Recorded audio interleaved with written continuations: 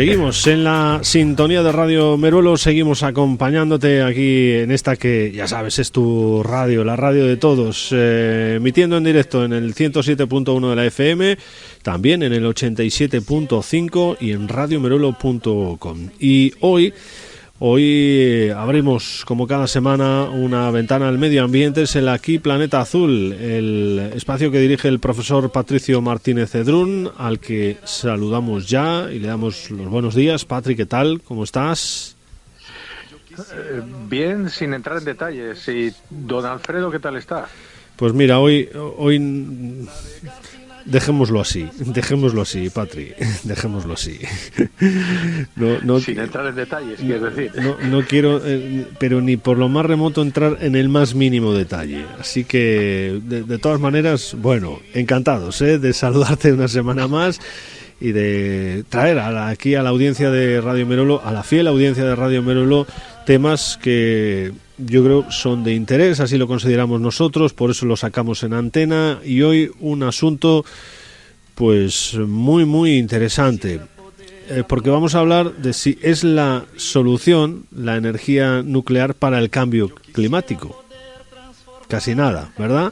Y lo vamos a hacer con Fabien Berrier, que es ingeniero superior industrial con una trayectoria de 15 años en el sector nuclear, fundador de la empresa Faith Business Development, creo que lo he dicho bien, que se dedica a la captación de proyectos nucleares en Francia para su fabricación en España, consiguiendo traer más de 3 millones de euros de proyectos para su realización en España con destino a las centrales francesas. Bueno, pues en definitiva lo que tratamos de hacer siempre, Patri, alguien que controla del asunto en cuestión que vamos a abordar.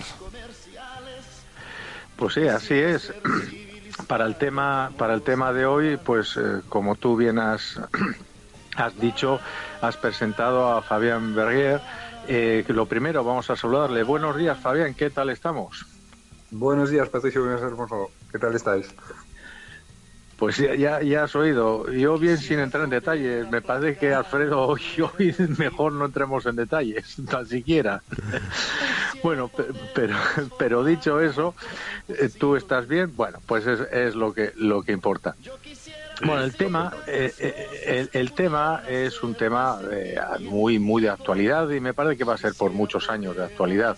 La energía nuclear es una energía muy controvertida, pues con unos sectores de la sociedad a favor y otros en contra, pero no es menos cierto que es una energía importantísima y que tiene un presente y un futuro pues que va a dar solución o puede dar solución a muchas de las preocupaciones medioambientales que hoy existe, aunque hay otros aspectos medioambientales que se ven o que se puede ver perjudicados. Claro, cada uno tiene su opinión, pero aquí las opiniones las basamos en aspectos que tengan una demostración dentro de lo habitual en cuanto a cómo entender la energía nuclear con todos sus pros y sus contras. Y por eso, hoy al hablar de la energía nuclear contigo, Fabien, lo primero que se me ocurre es preguntarte si la energía nuclear sirve o puede o combate el cambio climático. Pues la respuesta es un sí, pero a medias. Sí, pero no sola. Efectivamente es una energía que no emite CO2, porque todo el humo que vemos salir de las torres de las famosas centrales nucleares no es más que vapor de agua. Y efectivamente es una energía que a lo largo de su vida, de todo su ciclo, vamos a decir, desde que extraemos el combustible desde la mina hasta que desmantelamos la instalación, pues es una de las que menos CO2 emite, ¿no? Eso sí, lo que siempre comentamos pues es que tiene que ir a la par con las renovables, no tiene que ser un mix, y así lo ha reconocido el GIEC, el Grupo Intergubernamental de Expertos sobre el Cambio Climático, que por primera vez en su informe del año pasado pues recomienda un mix de producción de energía eléctrica con energía renovable, o sea, fotovoltaica, aerogeneradores o energía hidráulica, pero con una base nuclear.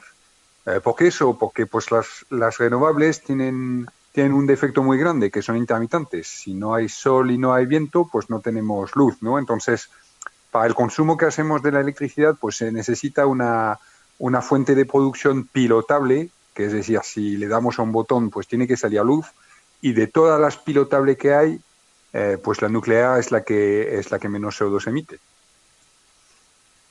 Uh-huh. Bueno, no está mal para empezar. ¿Y la energía nuclear, Fabián, es limpia o no es limpia? En su producción es totalmente limpia. Está a la altura de las renovables, aunque no la deberíamos de comparar con las renovables porque, como he dicho antes, tenemos que separar dos tipos de fuentes de energía, ¿no? Las intermitentes y las pilotables, ¿no? Entonces, si comparamos la nuclear con las otras pilotables, que serían las centrales de carbón, las centrales de gas, las centrales de biomasa, está infinitamente más limpia que ellas. Pero si también la comparamos con las renovables, que repito que no deberíamos por sus características, pero que a menudo pues sí se hace comparación con las renovables, pues también está a la altura de las mejores renovables cuando comparamos el ciclo completo de vida útil de la energía. Y entonces entiendes que la energía nuclear es compatible con las renovables. Por supuesto, tienen que trabajar juntas. Y nosotros desde la industria nuclear lo que decimos, oye, consumamos primero todo lo que sea de fuente renovable, pero el día que no hay sol o el día que no hay luz, pues hace falta una energía que cuando le demos a un botón genere electricidad. Y de todas las que hay disponibles que son pilotables, pues la que menos CO2 emite es la nuclear. Pero siempre tirando primero de las renovables.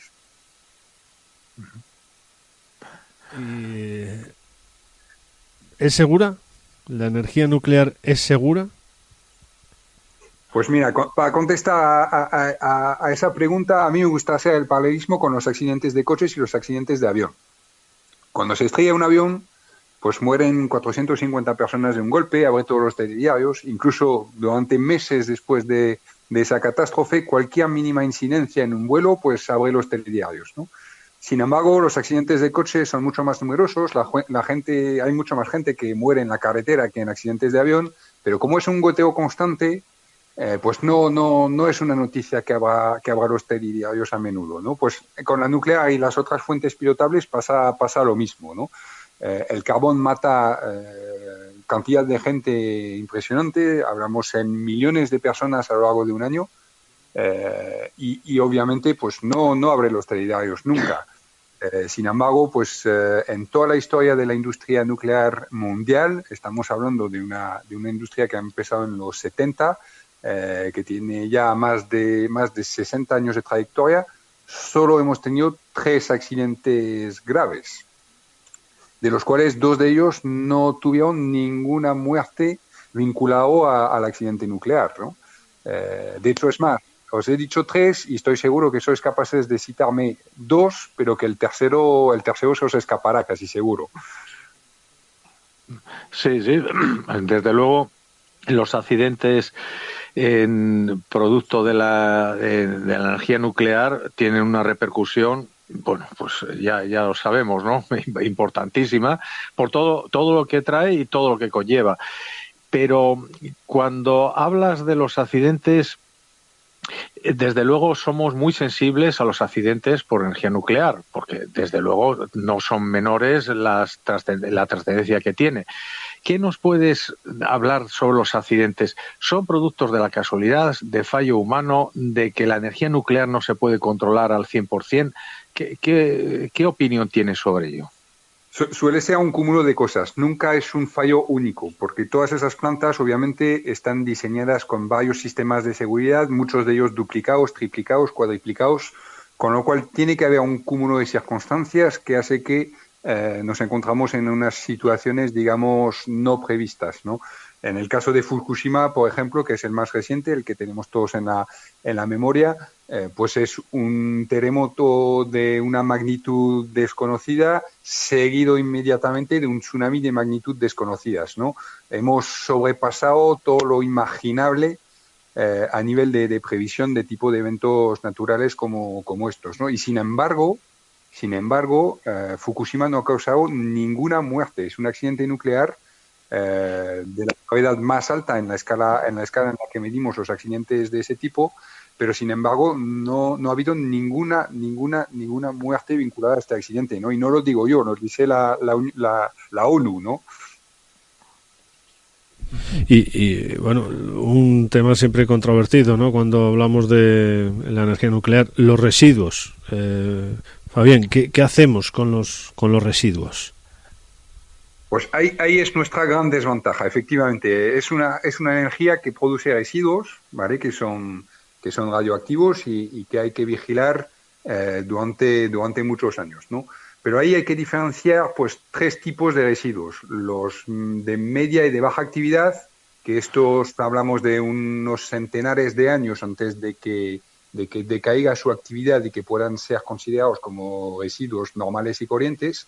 Eso es la gran mayoría del volumen de lo que tenemos que cuidar y que se va a solucionar pues en unos centenares de años. No estamos hablando de una escala asumible, ¿no? La otra parte, que es la más controvertida, son los residuos de alta actividad, ¿no? Estos sí que hay que cuidarlos muy mucho por miles de años, ¿no? Pero ahí hay que tener también un orden de magnitud de lo que estamos hablando, ¿no? Para que os hagáis una idea, de todos los reactores que hay en funcionamiento en todo el mundo a día de hoy, estamos hablando de más de 400 reactores, ¿vale? Hasta la fecha, desde que se pusieron en marcha todos ellos y hasta la fecha, el volumen de residuos de alta actividad que tenemos que cuidar para todas esas 400 centrales que tenemos por el mundo cabe en la mitad del Bernabéu. O sea que estamos hablando de un volumen a cuidar muy pequeño, frente a las ventajas que puede dar ese tipo de energía, ¿no? Eso es el primer punto. Lo siento mucho, los culés estaban muy contentos, estaban pensando, venga, meterles todos los residuos ahí al Bernabéu, que nosotros encantados, ¿no? No tengo el equivalente en Camp Nou, prometido algún día haré el cálculo también para medirlo en Camp Nou, pero no, bromas aparte, estamos hablando de un volumen muy pequeño, que es el primer punto a tomar en cuenta. Y sobre todo el otro argumento de los antinucleares, que no ecologistas, porque ya estamos viendo en Europa que muchos partidos ecologistas son ahora pronucleares, como en Finlandia, por ejemplo, pero el otro argumento de los antinucleares es decir que eso no es una energía sostenible porque dejamos ese legado a las generaciones futuras, ¿no? Ahí es un poco hacer trampa al solitario, porque técnicamente está resuelto. Es decir, obviamente es un residuo que se va a quedar ahí durante miles de años, pero técnicamente va a estar resuelto de tal forma de que las generaciones futuras no tengan que ocuparse absolutamente de nada. Se están diseñando almacenajes profundos, que llamamos, geológicos profundos, donde se almacenarán esos residuos de alta actividad en capas geológicas que sabemos totalmente estables desde hace millones de años, y de tal forma de que esos almacenes sean totalmente autosuficientes, es decir, que sin ninguna intervención humana todo esto esté al salvo para millones de años. Sí, pero cuando, mira, has sacado un tema, estás comentando un tema, bueno, más allá del Bernabéu, a ver si ahora los madridistas ya hemos descubierto el truco que tienen para remontar, igual toman plutonio que tienen ahí por abajo, ¿no? En el Bernabéu, y ahora todos bueno, más allá de la broma, ¿qué características tienen esos almacenajes profundos geológicamente para que no necesiten ni atención, o sea, un control, sino ya ellos mismos son tan seguros? ¿Qué es lo que hace que sean tan seguros? Pues lo primero es que esos residuos se encapsulan, digamos, en un contenedor que ya de por sí es autosuficiente, ¿no? Es decir, ese contenedor, una vez cerrado, una vez tapado, tenemos varios en almacenes temporales en centrales nucleares españolas que están totalmente controlados. Pues de por sí el embalaje donde va a ir ese residuo ya es autosuficiente. Entonces, si a eso le añadimos que le almacenamos en capas geológicas profundas, a varios kilómetros bajo la faz de la Tierra, donde sabemos que encima son capas geológicas que son estables desde hace miles de millones de años y que no se prevé que se muevan en los próximos miles de millones, pues después es cuestión de tener la ventilación suficiente naturalmente para que todo esto esté a salvo sin ninguna intervención humana, ¿no? Son almacenajes que van a ser totalmente totalmente autónomos, ni siquiera tendrán maquinaria, ¿no? para hacer la ventilación o para ese tipo de operaciones, sino que van a ser por convección natural que se va a realizar ese tipo de operaciones. Y bueno, siguiendo un poco con todo esto, ¿es competitiva la energía nuclear? A día de hoy sí, a día de hoy es competitiva. Eso sí, los nucleares solemos hacer un poco de trampa ahí porque no contamos la frase completa, ¿no? La energía es competitiva sí, una vez que está amortizada la instalación, ¿no? Es decir, digamos que cuando estás en la fase de amortización de la inversión que has hecho en una instalación tan brutal, que cuesta decenas de millones de euros montar una central nuclear, en la fase donde todavía estás pagando esa inversión que has hecho inicial de montar una instalación con tanto coste, estamos en el promedio de las energías pilotables, ¿no? Quiero decir con esto que no cuesta más una central de carbón que una central de gas, que una biomasa a nivel de coste de producción de la energía, ¿no? Eso sí, una vez que la instalación está amortizada, es de las más baratas. Incluso estamos pues en torno al precio de coste de producción del kilovatio hora muy cercano a las renovables, ¿no? Y bueno, pues para que lo sepáis, para amortizar una instalación de esas características a nivel de inversión estamos hablando de 40 años, ¿no? Entonces, todas las centrales que prolongamos más allá de los 40 años, pues son centrales que van a ser ultra competitivas, tan competitivas como las renovables casi.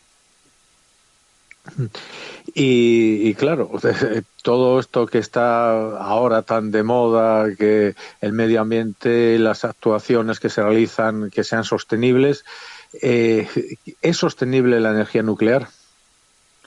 Pues sí, es sostenible en el sentido de que, primero, a nivel de combustible, tenemos reservas conocidas a día de hoy para más de 100 años, o sea que tenemos más de un siglo de uranio a día de hoy localizado. Entonces, quiere decir que a largo plazo pues podemos abastecernos con el combustible necesario para producir esta energía. Como hemos comentado antes, el tema del residuo es algo que está totalmente controlado y tecnológicamente solucionado.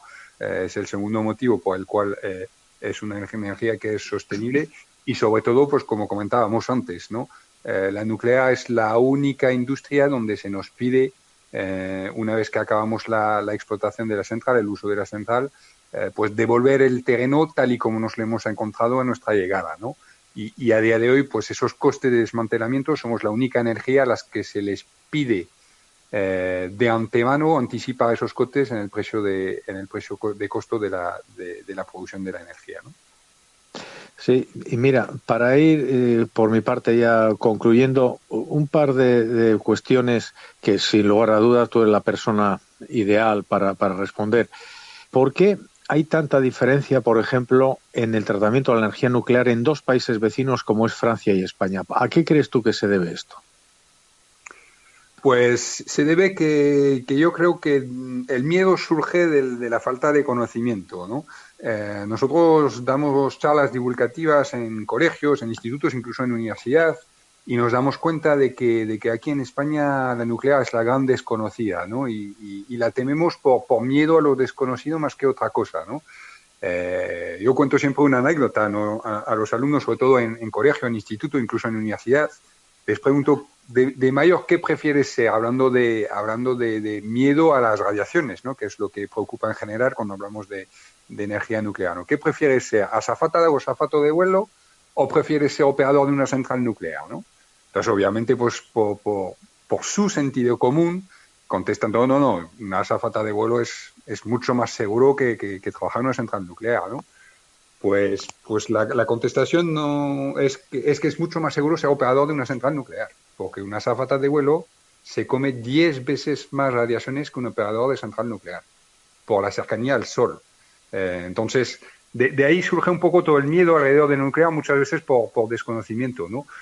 Por el simple hecho de desconocer el hecho de que todo es radioactivo en la naturaleza, ¿no? Una mesa, una silla, una piedra, el propio cuerpo humano lo es, un plátano lo es, porque tiene dos componentes, el potasio 40 y el carbono 14, que son dos componentes radioactivos. Entonces, todo en la naturaleza es radioactivo. La única preocupación es cuánta dosis y cuánto tiempo estamos expuestos a estas radiaciones, ¿no? Y en el caso de una central nuclear, pues son tan seguras a día de hoy que, como comentaba antes, pues vivir un año al lado de una central nuclear, pues recibes la misma dosis que cuando te comes un plátano por culpa de ese potasio 40 y ese carbono 14, ¿no? Entonces, el rechazo a la energía nuclear aquí en España especialmente, pues es debido al desconocimiento. Yo creo que en Francia en su momento se hizo una labor de divulgación muy importante. También se explicó que era una herramienta de competitividad enorme, de independencia energética enorme, y yo creo que el pueblo francés en su momento lo entendió. Cambió la cosa un poco en los finales de los 90, principios de los 2000, donde la opinión pública pues se posicionó o se empezó a posicionar más en contra. Después de Fukushima pues también se amplió un poco ese rechazo a lo nuclear, pero de hecho llegamos a cerrar una central en el este de Francia que se llama Fessenheim, que estaba en perfecto estado de funcionamiento, pero ahora mismo, después de la crisis de Ucrania, yo creo que hemos vuelto a la sensatez y hemos vuelto a proveer ese tipo de energía, porque simplemente tenemos un vecino que se llama Alemania, que ha intentado una política 100% renovable, y ahora mismo con la guerra en Ucrania pues estamos viendo sus limitaciones, ¿no? Y el hecho de que esas energías sean intermitentes, pues a día de hoy sin gas ruso les obliga a quemar carbón, que eso sí es muy perjudicial por el medio ambiente. Sí, mira, y ya por último, al menos por mi parte, te quiero hacer, has comentado ahora el tema de Ucrania. Te quiero hacer una pregunta. En momentos pues de guerra, las centrales nucleares, ¿qué seguridad admiten? ¿O es todo para ponerse a temblar? Es decir, es que has sacado un tema ahí que puede poner los pelos de punta, ¿no? Y dices, bueno, pues si hay centrales nucleares, pues lo pueden bombardear o no lo sé, y eso genera una radiactividad en todo el entorno, muchos kilómetros. ¿Eso es así o es una exageración o existe un control aunque en situaciones bélicas puedan existir? Pues hay un control por parte de la Agencia Internacional de Energía Atómica cuando hay conflictos de ese estilo. De hecho, si miráis a día de hoy al presidente de la Agencia Internacional de la Energía Atómica, está muy presente en Ucrania, está yendo con misiones pacificadoras para, digamos, hacer lo más seguro posible las zonas de las centrales que están en zona de conflicto, pero así todo la seguridad de una central nuclear la tenéis que ver como una cebolla, ¿no? Es capa tras capa tras capa tras capa hasta llegar al corazón de la cebolla, ¿no? Pues una central nuclear pasa exactamente lo mismo, ¿no? Para que os hagáis una idea, un edificio de contención de una central nuclear a día de hoy puede aguantar que se estrelle un Airbus A380 lleno de combustible encima, que no pasaría absolutamente nada. Obviamente habría una parada de emergencia por precaución, pero el edificio de contención en sí no sufriría ningún daño irremediable, ¿no? Entonces, eso es el nivel de seguridad que estamos hablando de una de las capas de esa cebolla, ¿no? Bueno, oye, pues Fabián, por mi parte, darte las gracias, que estés así aquí una mañana más con nosotros aquí en Radio Meruelo, y bueno, ahora te paso con Alfredo, que seguramente te quiere preguntar algo. Sí, bueno, yo ya para terminar, una cuestión que entiendo la respuesta es un sí, después de todo lo que nos ha costado, después de todo lo que nos ha contado Fabián. Hay que apostar por la nuclear, ¿no? Y luego bajo tu punto de vista, y luego por otro lado, como hacemos con todos los invitados antes de despedir, te vamos a dar la posibilidad de que tú escojas una canción que suene aquí en la radio. Así que nada, dos en una ya para cerrar con lo estrictamente con lo que tiene que ver estrictamente con la energía nuclear, y luego esa deferencia que tenemos con todos los invitados. Fabián. Pues mira, sí hay que apostar con la nuclear, pero siempre en combinación con las renovables, ¿no? De hecho, si miramos un poco en Europa, en el mundo, los países que tienen la tasa menor de contaminación por CO2 en su producción energética son las que tienen un mix muy potente de renovable con nuclear, ¿no? Si cogemos los países nórdicos, Islandia, Finlandia, pues por suerte ellos tienen mucha hidráulica, aparte de viento, menos sol, obviamente, y nuclear, y por el caso de Francia, pues 3/4 de lo mismo, aunque nosotros tiramos bastante más de hidráulica y de eólica también, ¿no? Entonces, sí hay que apostar por el nuclear, pero siempre y cuando tengamos también energías renovables que nos puedan aportar también a ese mix que no produce CO2. Y en cuanto a la canción, pues mira, voy a escoger una canción de un cantante francés, pero que se ha atrevido a cantar en español, porque un cantante español tradució esta canción en español y creo que pega bastante con lo que hemos hablado hoy, que se llama La mala reputación. Es verdad que la nuclear ha tenido mala reputación durante muchos años a raíz de los accidentes, pero creo que a medida que vayamos haciendo una labor de divulgación sobre lo que han pasado realmente en esos accidentes y sobre cómo realmente funciona esta energía, pues estaremos un pasito más cerca de la aceptación por la opinión pública. Y la canción suena ya para ti, La mala reputación, de Georges Brassens. Fabien, pues muchísimas gracias y un placer tenerte con nosotros. Un placer. Muchísimas gracias a vosotros. Vale, un saludo, hasta luego. Un saludo. En mi pueblo sin pretensión tengo mala reputación.